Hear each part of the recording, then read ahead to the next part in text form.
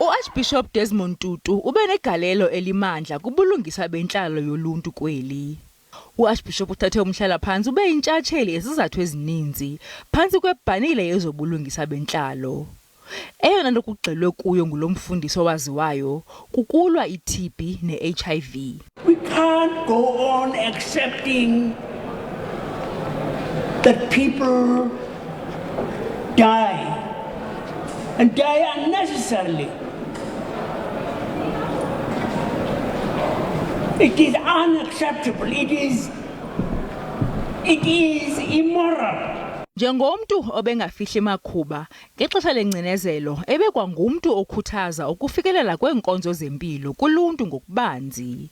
He actually coined the phrase the Rainbow Nation, and in that, recognized that all individuals have a right to health. So that included people who are marginalized, who are considered often as those individuals who are on the edges of communities. Nangona uMzantsi Afrika usenomthwalo omandla wokulwa nesifo sikagawulayo kunye nesifo sephepha, igalelo lalo kaTutu kule minyaka edlulileyo libonise iziqhamo. Sele iminyaka engama-20 uTutu kunye nonkosikazi wakhe umama uLeah bengabaxhasi becandelo lonyango labantwana kwisibhedlele iTygerberg. Our role as a trust is huge. There's many challenges, and we have to touch on a broad array of not only health care problems but also social problems, because this is where the health problems are often rooted.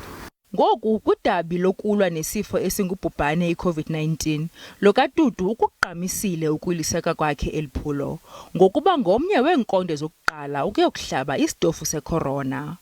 Simnqwenelela impilo ende.